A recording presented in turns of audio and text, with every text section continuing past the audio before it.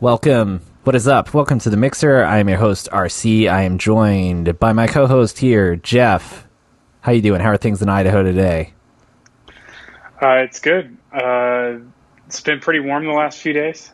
We're talking mid 90s.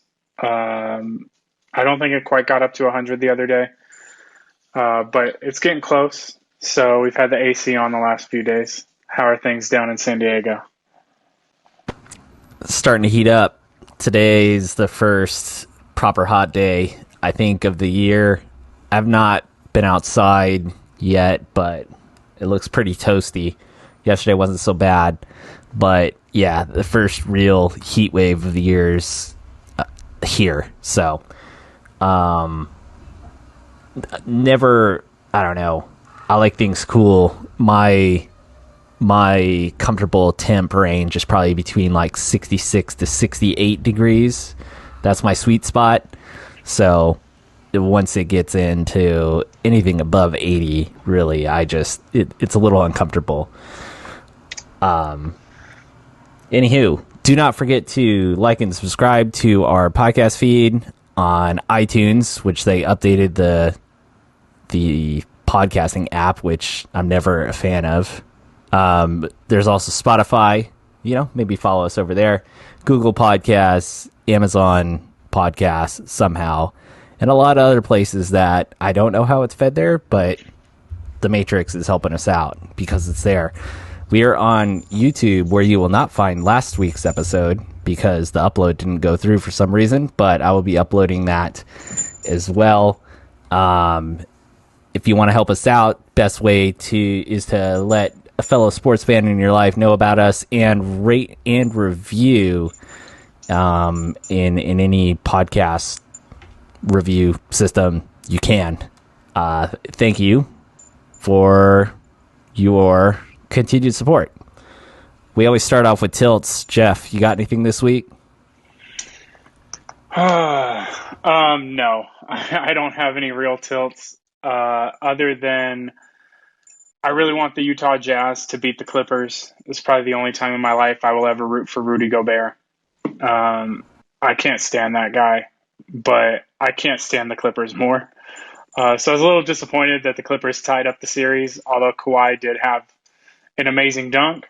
That was fun to watch. But, Kawhi did go to San Diego State. He's fairly local to San Diego, so I do root for him. But the rest of that team is just, I hate them. They're so annoying. It's my only tilt right now is stressing that series. We'll get into the NBA playoffs, but I'm glad the Clippers were able to even it up last night. I don't really have any tilts off the top of my head that I can think of. Rob versus Retail is currently in a pause period. I haven't had any bad interactions recently, and yeah, I mean nothing too crazy. I've come to grips with my daughter's obsession with Blippi, the YouTube personality. So I suppose all things are good. Maybe the thing I am tilting most is the Padres' lack of offense recently. So that should nicely transition us into our first topic, baseball. Padres in a bit of a slump, only won 3 of the last 10 games. They lost to the Rockies last night 3-2, and they lost the series to the Mets. And if it weren't for a Tatis grand slam, they may have been swept. Jeff, do you have any thoughts on the Padres struggles or on baseball in general? Maybe we'll talk the sticky gate after touching on the Padres. Yeah, I mean, no real concerns as far as like their initial struggle. They played the Mets, who are a decent team. The Rockies are not great, but they're okay. I think the concerning thing for the Padres, like our friend Danny brought up the other day, or was it yesterday? I'm trying to find it. But this is the concerning part about the Padres to me is they're 16-23 against teams above 500. Um, if when you look at good teams the Padres are doing what good teams do, which is beat the teams they're supposed to beat, right? Like the bad teams. But what great teams do is they beat the good teams, right? So like in order to get to 100 wins, you you got to be better than 500 against the 500 teams, right?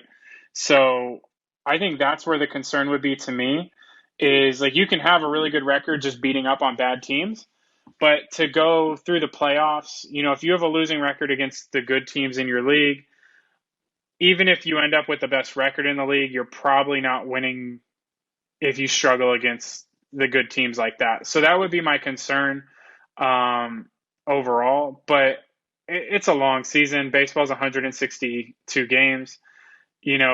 Everyone slumps at some point in the season. So it happens. I have a feeling they'll get it figured out and they'll be just fine moving forward. Just responding to what you said, Jeff, about the Padres' performance against teams that are above 500. I would say it's still kind of a small sample size. I mean, they struggled with the Brewers and the Cubs, which make a difference there. So, the thing about this team is they've been able to turn it on when needed. When they really step up when they play the Dodgers, who I still think have a better roster, if we're being 100% honest with our analysis. That team's just loaded, and they have the season series lead on them, and whenever they need a win, they seem to get it. So it's still early days. Still, we're a third of the way into the season.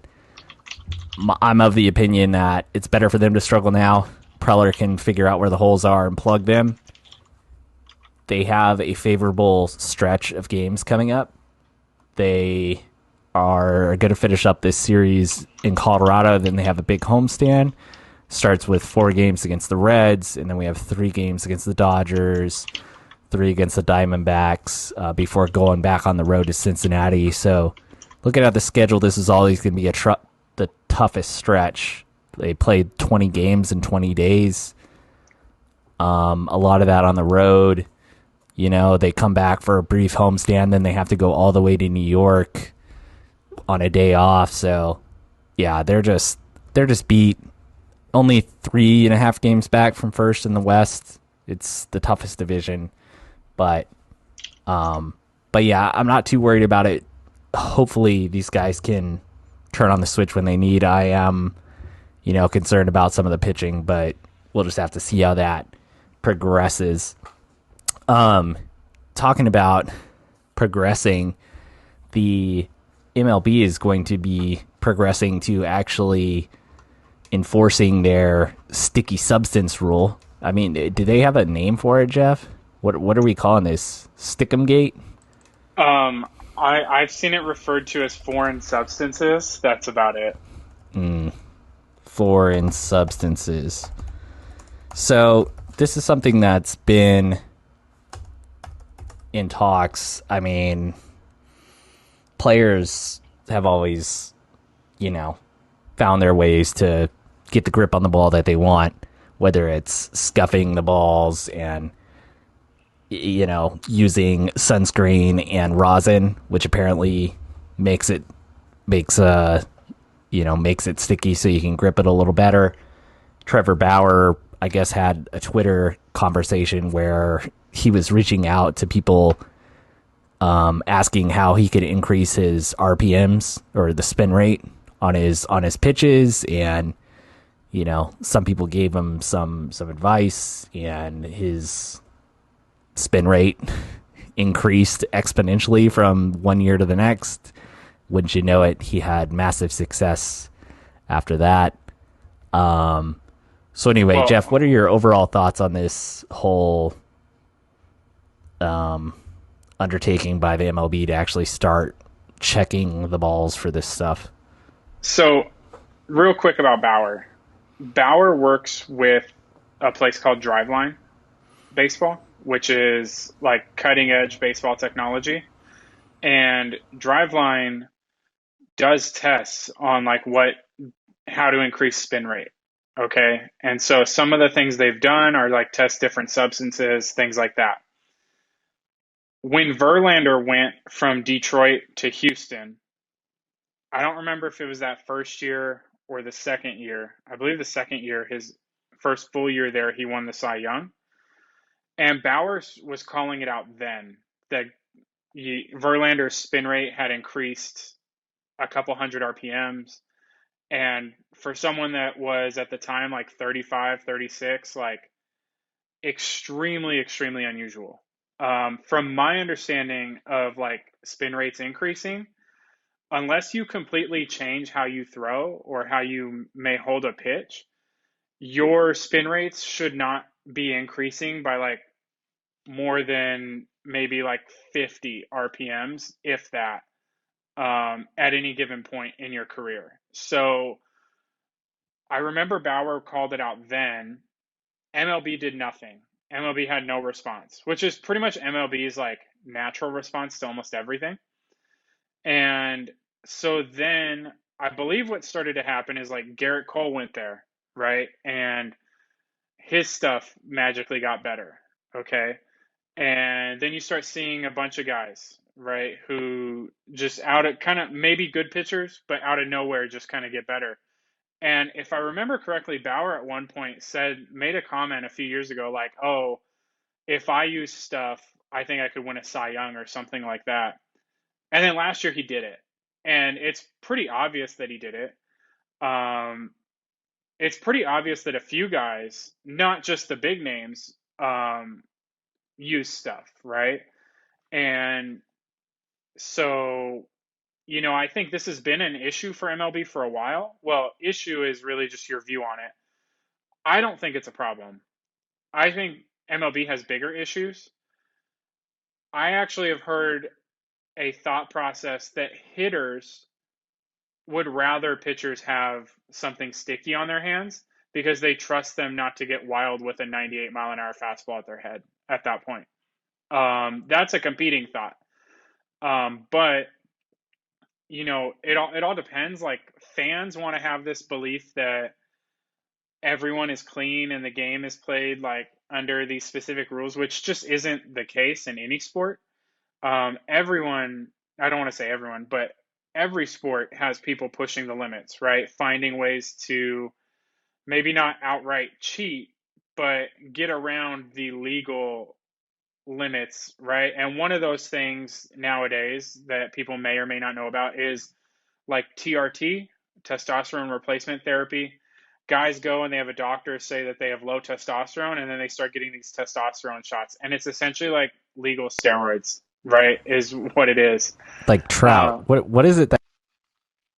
a Trout is probably on HGH. Like LeBron's probably on No, but HGH. Like I Trout wouldn't. has some sort of exception due to some medical condition where he's able to use, I think maybe it's Adderall. Oh, I don't know about that. But I mean, there's guys like doing stuff. All your favorite players are probably doing something. Like that's to everyone. And if you don't believe that, you're really naive. My favorite player Um, is Tim Tebow. Are you telling me that Tim Tebow is using performance enhancing? I mean, he probably is. You may not think of it that way, but he's probably using something, right? Like he may not necessarily get a shot in his ass to get steroids, but he's probably doing something to be 35 and jacked the way he Tim is. Tebow uses God and the power of Jesus. I'm sure he does. But I think baseball has bigger issues than a sticky substance, right? Like baseball has actual like issues with how the game is played. And while I am a huge fan of analytics, I think baseball has given analytics uh, too big of a role by not changing the rules of the game. And one of those ways they could do that, and I think that would enhance the game for fans, is by pushing the mound back another 2 feet. I think Driveline, who Trevor Bauer works with, also did a study that if you move the mound back, I think it was 2 feet to like 62.6 or even just 62 feet, it would lower the average fastball from like 96.5 miles an hour to like 93 or 92, which would mean more balls probably get put in play. I think to counter that is I think you just expand the parks as well. That way, less balls go over the fence, but more balls are in play, resulting in more doubles, triples, plays that are thought of as exciting, right? And I think Are if you baseball, trying to take away the whiskey porch in right field? Because I know some people are going to have some words with you if that's the. this is my view on every baseball field is I don't think a baseball field should be shorter than like 350 feet down either line. And I think center field should be 420 mandatory. Other than that, like your gaps, as long as they're deeper than 350, figure it out, right? But I think baseball fields should be bigger rather than smaller. And we've seen them trending smaller over the last 20 years. A lot of sponsorship opportunities for the weed industry if it's a mandatory 420 in center. So, Exactly. I mean, you can market it, get them to pay for the renos. I mean, I'm down. Yeah. Maybe the batter's eye is just like a pot plant In every stadium. garden. Yeah. Yeah, There you just go. like a hill. Um I'm on board with a lot of what you said there.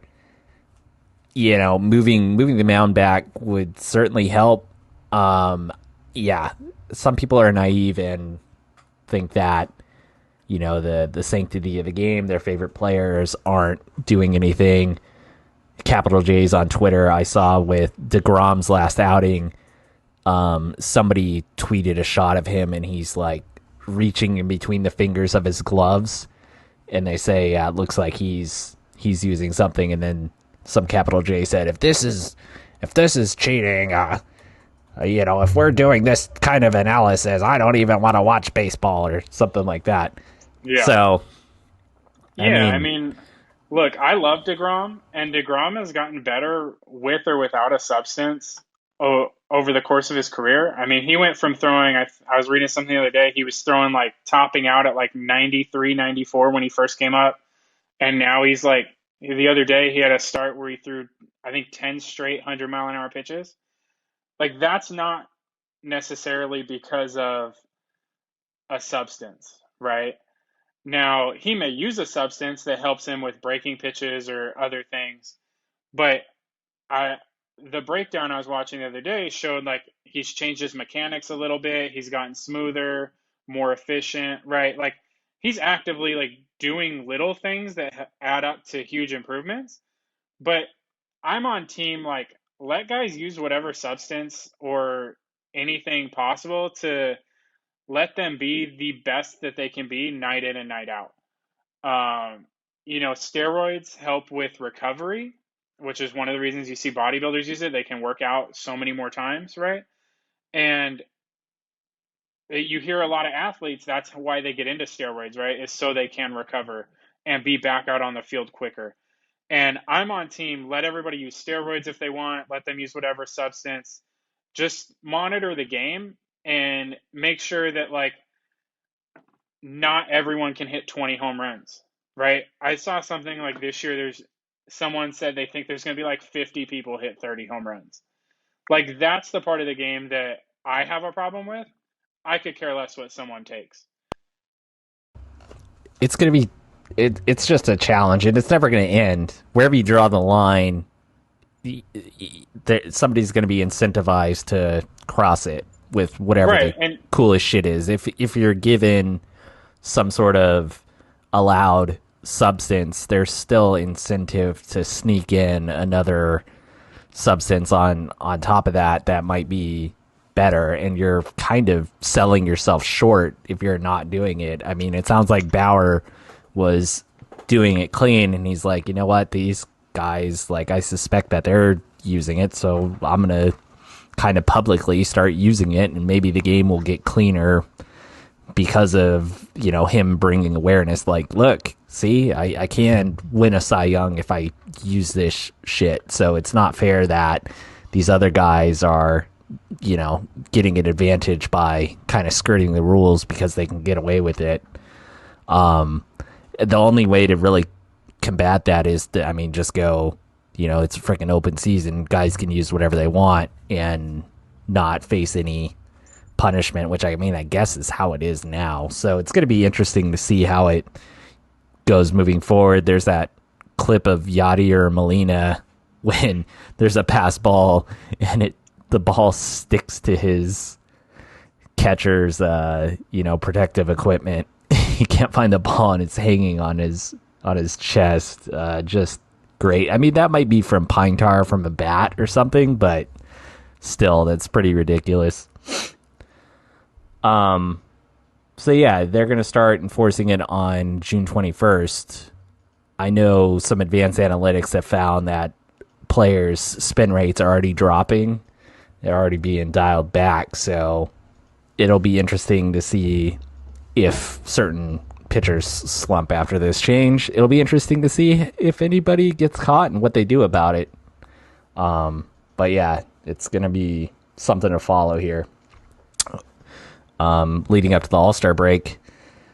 All right, so that is baseball. How are you Yanks doing, by the way? Not great.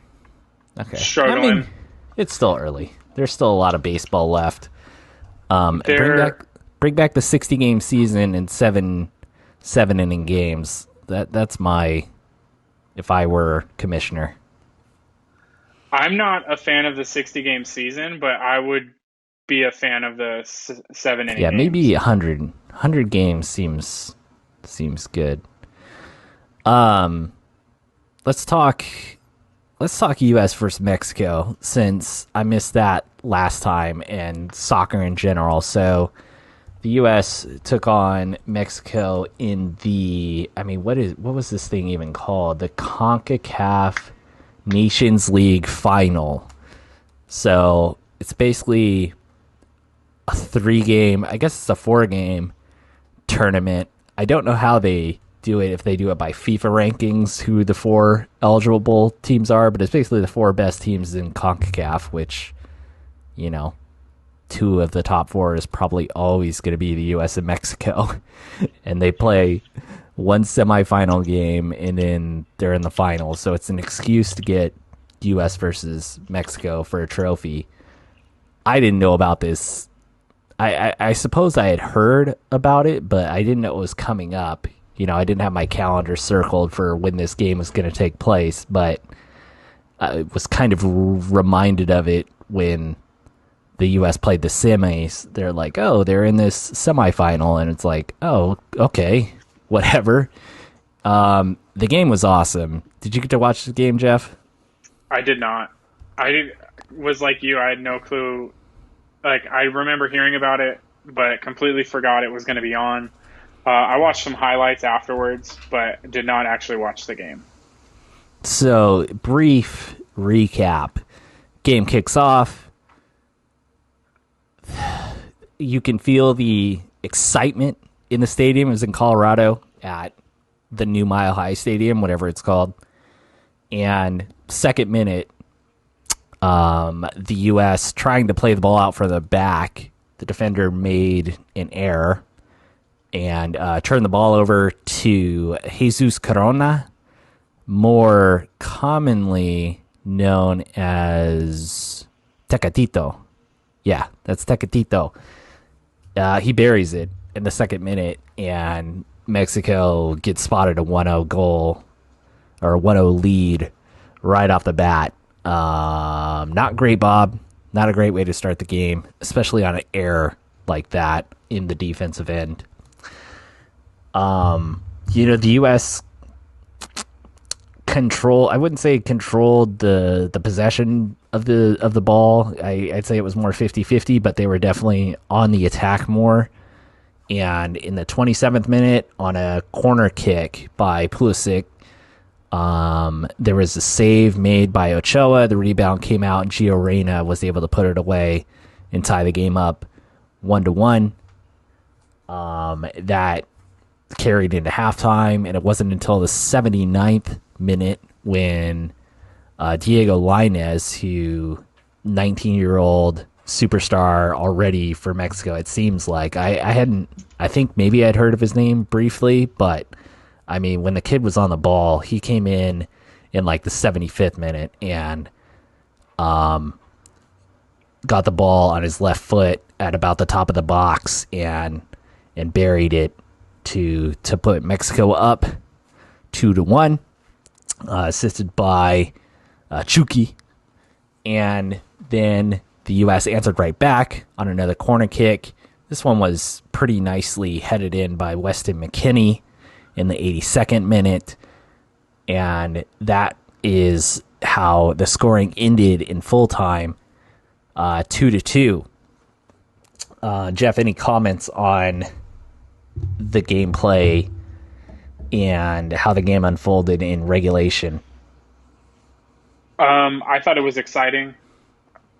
I love to see that the U.S., especially the youth of the United States, is stepping up. I think that's good for our prospects going forward.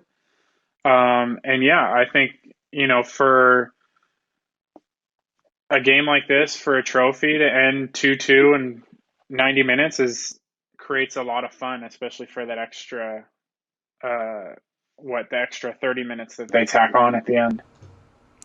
Yeah, so just a few things that kind of left out in that recap. The U.S. goalie got injured.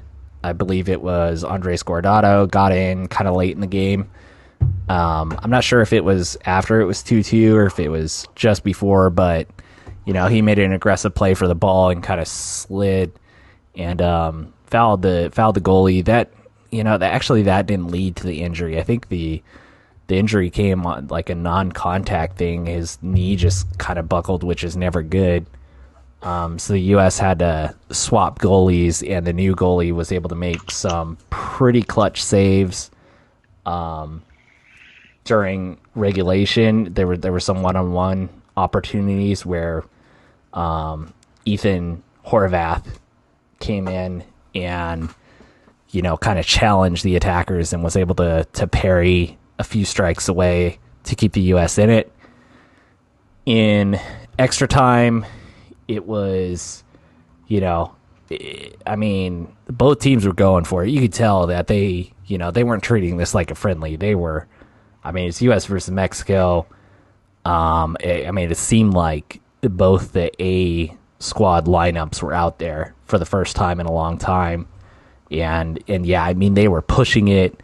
They were getting aggressive with each other. Nothing too dirty or anything that I saw, but yeah, even though this is kind of a Mickey Mouse Cup game, you could tell it meant something to them. And we had a dramatic finish. So in the second period of extra time, Pulisic gets brought down in the box, and they go to VAR review and award the penalty. Jeff, what did you think of the penalty being awarded here? If it's close, it's a tough one. I'm a fan of the idea of VAR. I think its implementation has been pretty terrible overall, though. But yeah, that's all I really got for that one. I forgot to mention earlier in the game that Mexico almost went up 2-0, but a goal was disallowed due to offside. Seeing it in real time, I thought it was offside. Watching it in slow-mo, it seemed really close. So, a lot of people are kind of the opinion that VAR is kind of overstepping what it's intended for. And I think with a unbiased mind, I could definitely see that in the first goal. Pulisic, kind of the same thing in real time. I thought for sure, that's a foul. Like he was in there in the box and they brought him down. They didn't get the ball. And then kind of watching it, it didn't really look as egregious as I thought. So, but yeah, anywho, Pulisic steps up, all the pressure. I can't imagine being in that spot with the pressure that you have. And I mean, a really aggressive PK buries it top right, just beating Guardado, who guessed right.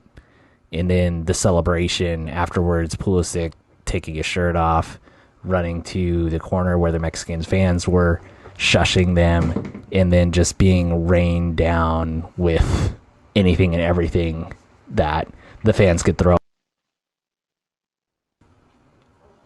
Jeff, what do you think about the fans and and everything that happened there?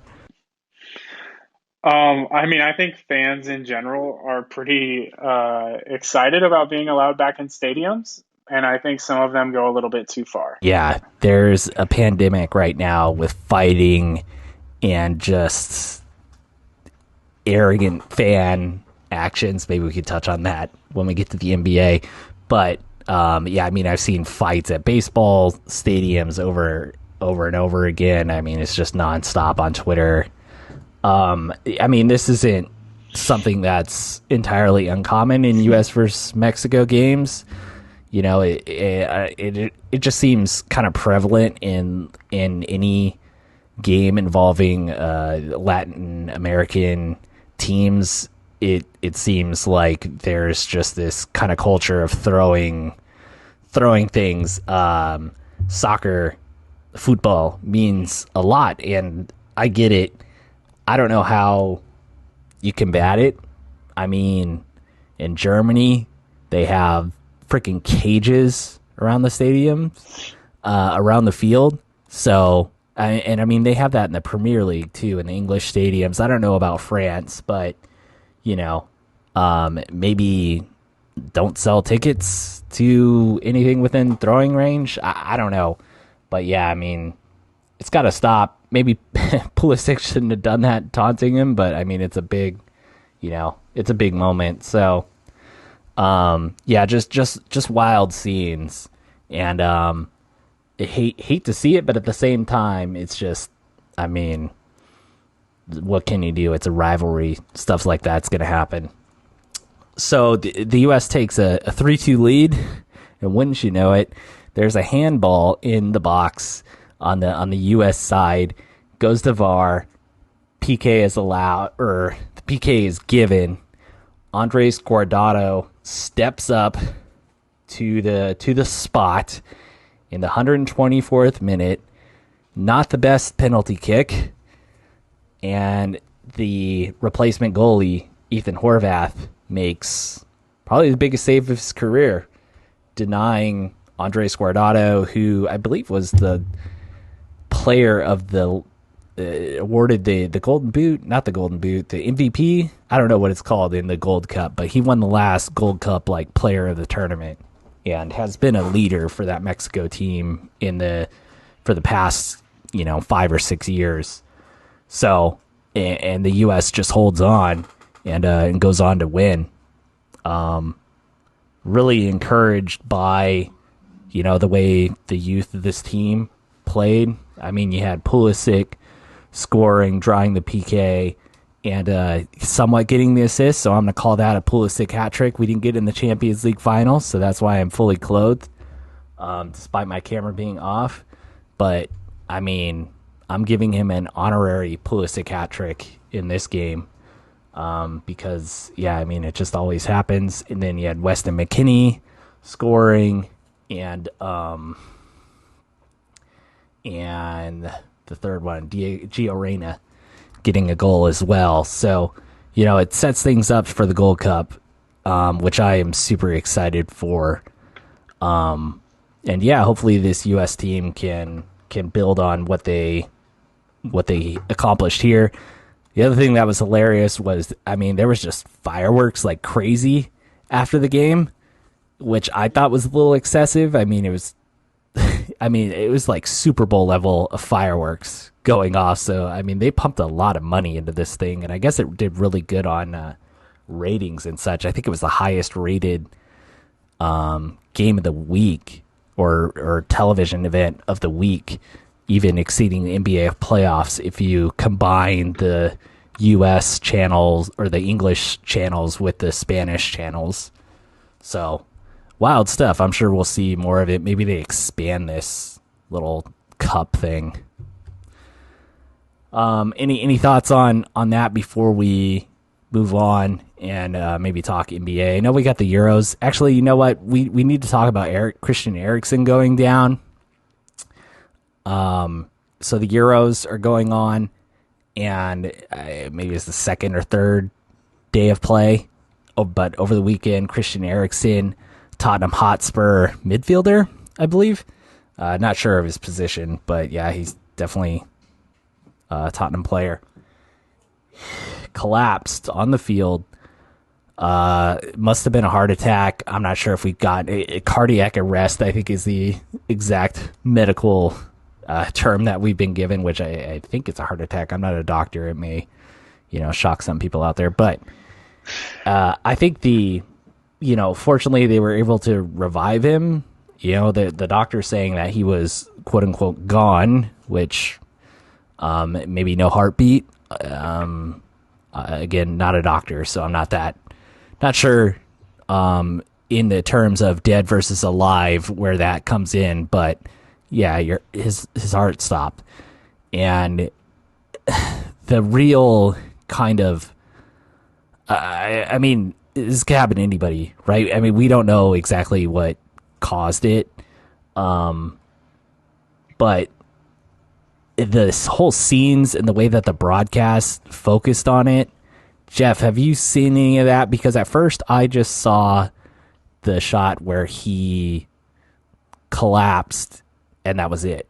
And then I heard some feedback that it was really like traumatizing. People were sending kids out of the room, and I was like, wait, like what did I miss? So I went on YouTube and found, kind of a cut up of what had happened. Have you seen any of what happened? I have not. I didn't go on YouTube to find it, but when it happened, I was not watching. I tuned in for the game after, and that's when I found out about it. And then I went on Twitter to try to find it, and I couldn't find any like videos of it. So Twitter, I mean, I usually look for all my clips on Twitter, but Twitter is pulling the videos that I think show kind of more of the graphic coverage. It may be a little troubling for some people, you may not want to listen to this part or look it up on YouTube, but I will describe what had happened. So he goes down and the camera kind of zooms in on him, and you can just see he just kind of has that, almost dead, shocked look in his eye, and his tongue is kind of hanging out. They flip him over. You could see the medical crew go over there, and you could see the teammates' reaction, and then they roll him over, and then they show on the broadcast them giving him chest compressions for a while. And right. I mean, they're just covering it the whole time. They don't pull away the camera or anything. And the teammates, you can see that they're visibly upset. And I mean, the chest compressions continue. You see the EMTs come over there, and you can just see that it's a frantic situation that, I mean, he's fighting for his life, and he's not giving any signs of being conscious or anything. And then on top of that, the broadcast finds his wife in the stands who comes on the field.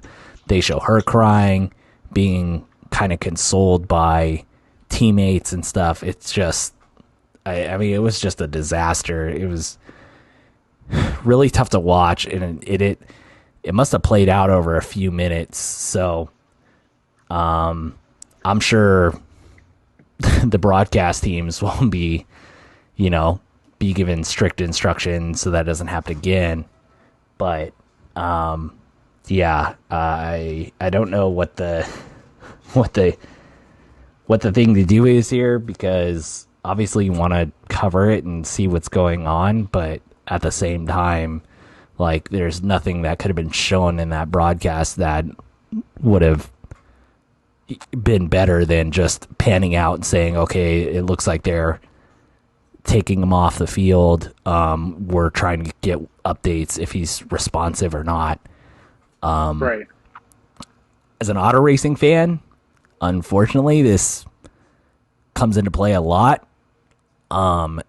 And that's kind of how you know when something might be serious, is if they're not showing you what's going on.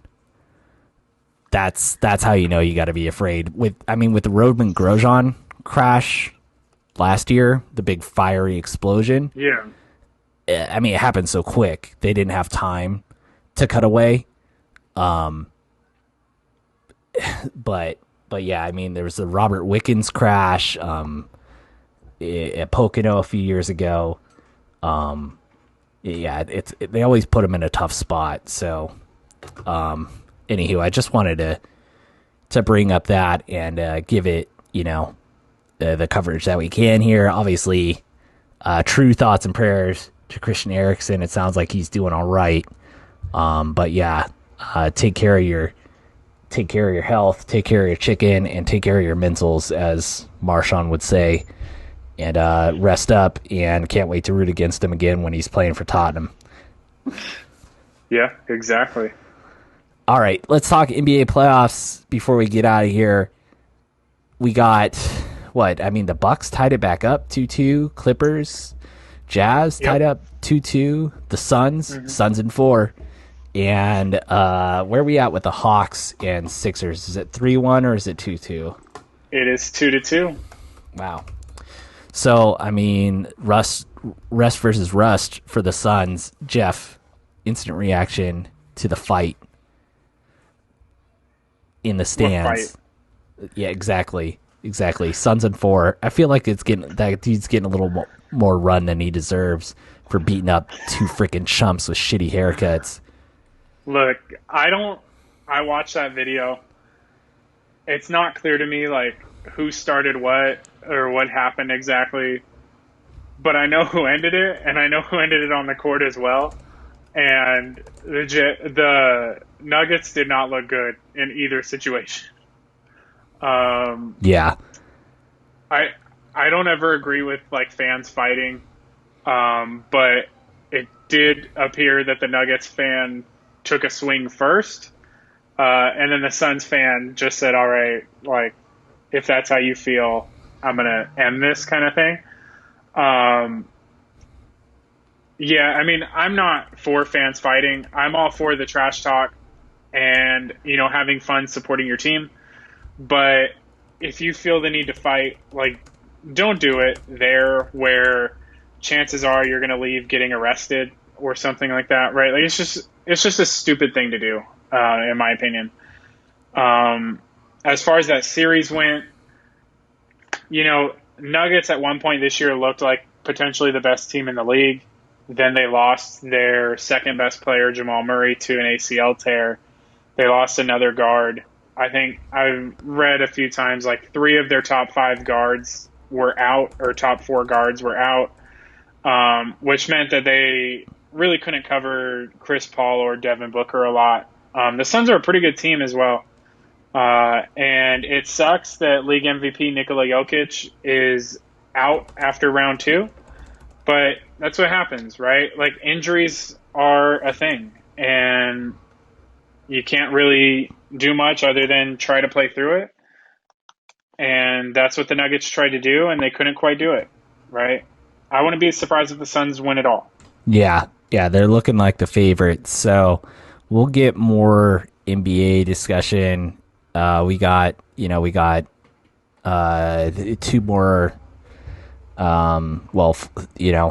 got to wrap up this round, and we got the semis coming up. So we'll see how it plays out. But yeah, I'm excited. I'm loving the games. So definitely going to be covering that more prominently coming up, and hopefully the Clips can, make it a series with the Suns if they get there.